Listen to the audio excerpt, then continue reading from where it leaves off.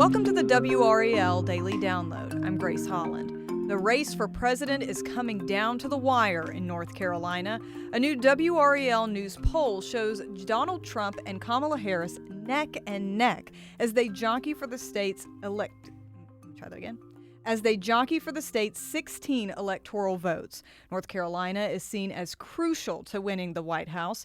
WRAL state government reporter Will Doran joins us with some of the findings of our latest poll. Will, thanks for being here. Thank you, Grace. All right. So last month, the WRAL News Poll showed Kamala Harris with a slight edge, 3 points, which was still a statistical tie. What do these latest figures show? Yeah, exactly right. The last one was a statistical tie. This one is even more so tied. Last time Kamala Harris was up by just a couple of points. This time there's a dead even heat in this poll, 47 to 47, with just 6% of people either saying that they support a third-party candidate or that they are undecided on who they're going to vote for or, frankly, whether or not they're going to vote at all. These overall figures show that tie, but are there any other data points that can give us clues as to who might have a slight edge here?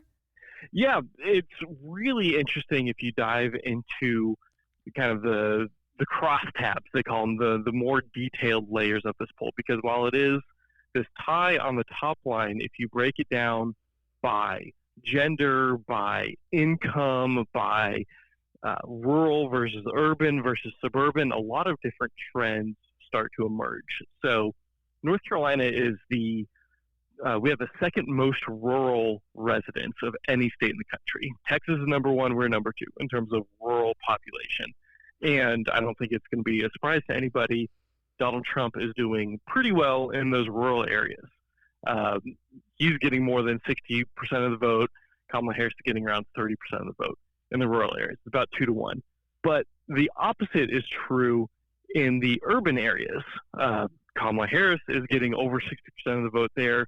Trump is getting high 20s, low 30s.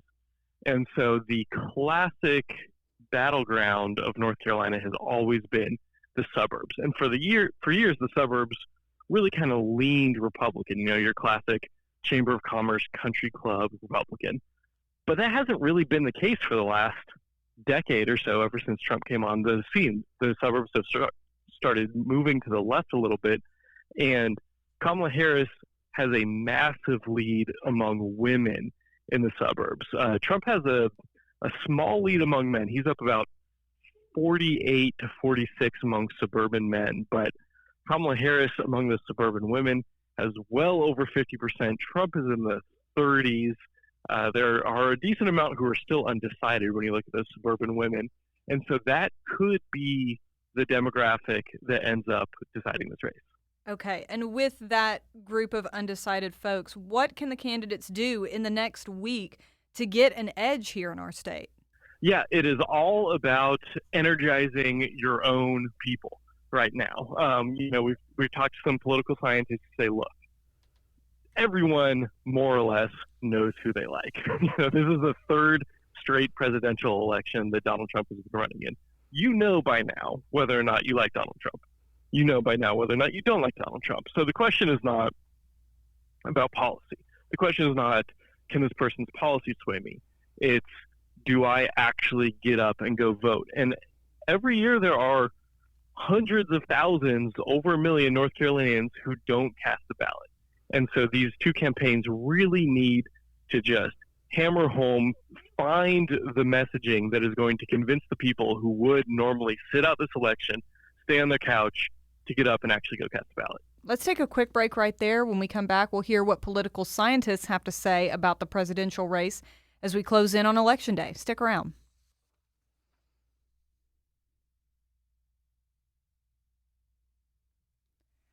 Welcome back to the WRAL Daily Download. We're talking with WRAL state government reporter Will Doran about the latest WRAL News Poll. Will, the latest results show that 4% of voters are undecided. Are there really that many people on the fence about Harris and Trump? You kind of addressed this a little bit. Or what is it specifically that they're undecided about? Yes, that's a great question, because there's really two kinds of being undecided right now. There's undecided on who you're going to support, and there's undecided on whether or not you're going to vote. And the people who are those truly undecided, both candidates make good points, or, well, probably the more likely is, well, I don't really like this one candidate, but I also don't really like this other candidate. And you're trying to kind of figure out the lesser of two evils approach. That group is pretty small. We're talking 1 in every 20 or so likely voters who normally maybe they vote one way, but just with this specific matchup of Donald Trump and Kamala Harris, they're not really sure who they're going to vote for, or maybe they're thinking about voting third party, and they're trying to figure out, okay, is it worth it to kind of make this statement vote and cast a ballot for a third-party presidential candidate, knowing that that person's not going to win, but just as a statement against the system, wanting more options in the future, or does that hurt the person who I kind of favor between Trump and Harris? So you've got those people. And then you have really the key demographics, which are the people who say, I'll probably vote this year. That was a question that we asked everyone who did this poll. How certain are you going to vote? Maybe you've already voted, early voting has started. Maybe you're absolutely, no matter what, going to vote, you vote in every election. Or maybe you just say, I'll probably vote. If I get around to it, if I have the time, I'll probably go. And that is really the key number to focus in on. There's about 10% of the people who say that they like Kamala Harris say that, I'll probably vote.